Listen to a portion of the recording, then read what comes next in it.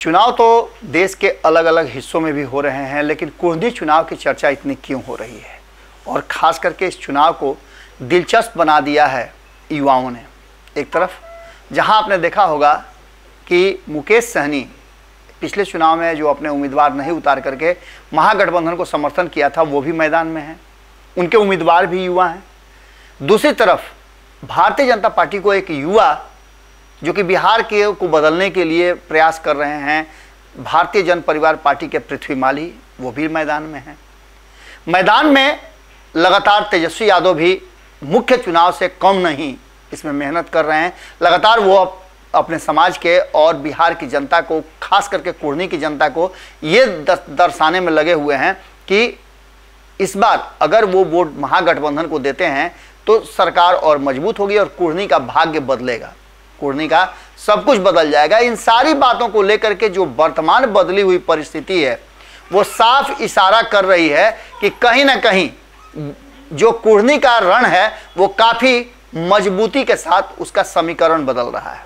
इस बदले हुए समीकरण में आपने देखा कि आज जिस तरह से अंतिम दिन चुनाव प्रचार है, उससे पहले अपनी जमीन मजबूत करने के लिए नीतीश कुमार भी पिच पर उतरे थे। उन्होंने पिच का मुआयना किया और उसमें उन्हें जो फीडबैक मिलना चाहिए था, जो हम लगातार चर्चा कर रहे हैं कि उन्होंने तेजस्वी यादव और ललन सिंह को भेज करके ये जानने का कोशिश किया था कि वहाँ के जनता का मिजाज क्या है, लेकिन जनता ये बात समझ रही थी कि नीतीश कुमार ने क्यों भेजा है और ये उनके द्वारा भेजे गए लोग इसीलिए आए हैं कि यहाँ नीतीश कुमार के लिए ज़मीन तैयार की जा सके। लेकिन इन सब के बाद नीतीश कुमार के पहुँचते वहाँ जमकर हंगामा हुआ। हालांकि नीतीश कुमार ने इस हंगामे को लेकर के कई बातें कही। उन्होंने कहा कि इस मंच से मैं घोषणा तो नहीं कर सकता हूँ क्योंकि आचार संहिता लगा हुआ है, लेकिन मैं आपसे वादा जरूर करता हूँ कि जो कहा है वो पूरा भी करूँगा।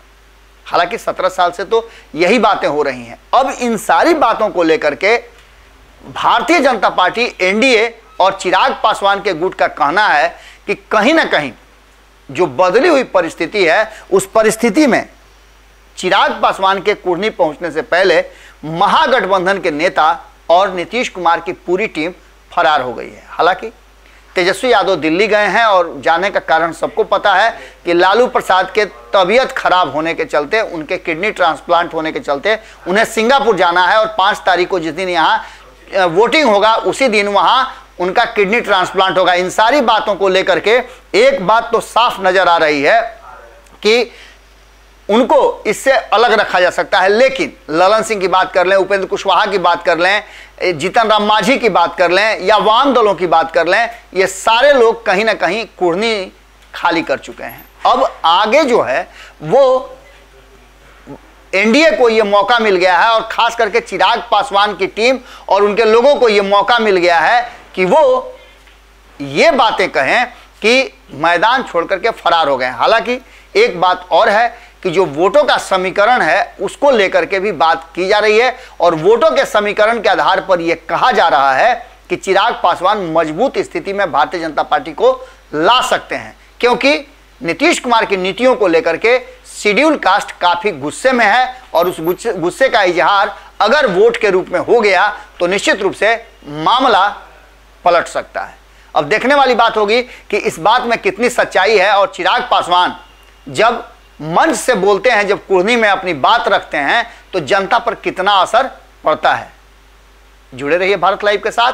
यदि हमारे चैनल को आपने सब्सक्राइब नहीं किया है तो जरूर कर लीजिएगा, क्योंकि उसके आधार पर ही आपको बहुत सारी खबरें जो आप तक नहीं पहुंच रही हैं हम पहुंचाते हैं।